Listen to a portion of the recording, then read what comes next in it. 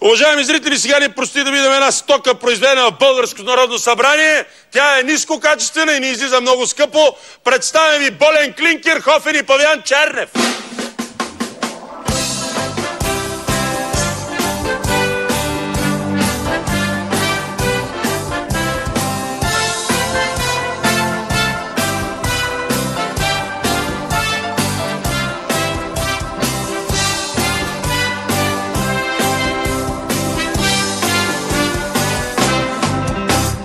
Добър вечер, здравейте. Добър вечер. Заповядайте, кажете сега какво се случи. Кой искаш ти, бе? Кой искаш ти, бе? Това беше атентат. Кой искаш ти, бе? Стой, този от нашите. И то такъв страшен атентат, пред който атентата срещу папата просто бледнее. Не, атентата пред папата просто се белее, като си бил втори пред Иван Костов. Да, успокой се. Пили си капчета. Пих. Сега. Обясни.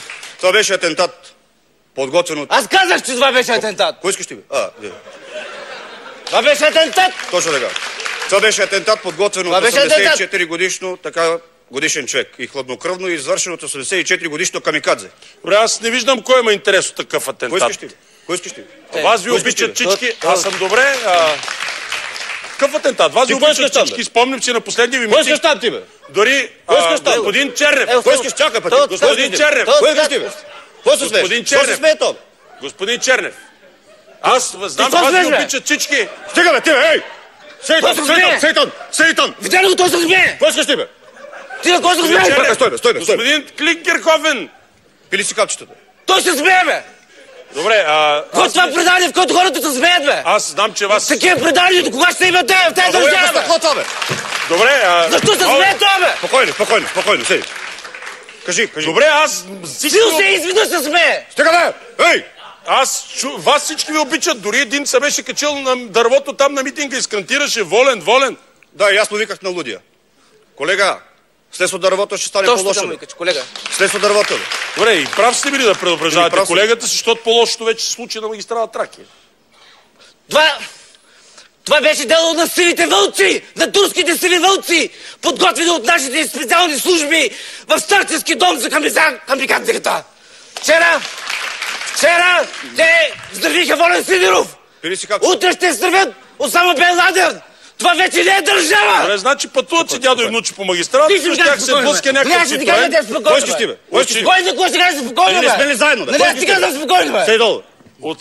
От Ситроена, значи, излиза някакъв мутроподобен и започва да налага внучето. Така е. Какво обясни? Да. А какво да кажем ние, бедните депутати? Какво да кажем? Кой искаш ти, бе? Не, какво да кажем, иска да кажем? Да. Сега ние като ни блъскат Ситроена от лявата страна, да им дадем да блъснат и дясната ли? Вие знаете ли колко струва един стоп на Ситроен? Вие знаете, да не говорим. Вие сте шофирали кола на телевизия СКАТ. Да сте чували случайно, че всяка партия си има обръч от фирми? Чували ли сте? Ти чували ли си това нещо, бе? За втори път го чувам. Кой искаш ти тогава? Вижте, за втори път го чува, бе. Кой искаш тогава? Ти един път му каза, той го чува за втори път, бе. Той не отдаде си, бе. Добре. Как можеш да му кажеш веднъж, защото го чува за втори път? Защо шофьора избягахте от происшествието? Като юрист би трябвало да знаете вие, господин Чернев, че това се наказва от закона с 5 години затвор. Да не говорим, че не е християнско. Христос какво казва? Кажи за Христос. Кой искаш ти? Христос казва... Кажи му за Христос. Да. Казва, като ти ударят дясната страна Ситроена, да им дадем и лявата. Така е. А моя фюрер... Какво казвам аз? Спокойно. Казва, не така. Като ти ожулят борята, ти ожули кожата. Като ти спукат тапачето от бибивка, ти им спукай гумите.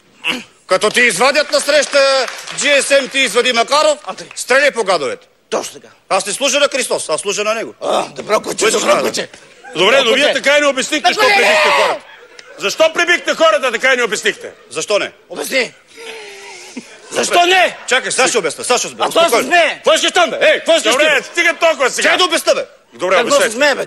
Аз като разбрах, че стареца камикадзе има затруднение с уринирането, реших да му реша проблема. В смисъл, реших да му врасна един в зъбите и той веднага се напика. Точно така, аз съм посъветвал. Това е човешко. Точно така. Добре, има ли още нещо да обясните? Аз искам да обясня. Защо хората трябва да гласуват за моята семейна, педофилска и бандитска партия Атака? Това искам да обясня. Аз мисля, че вече всичко им е ясно. Благодаря. Виждане.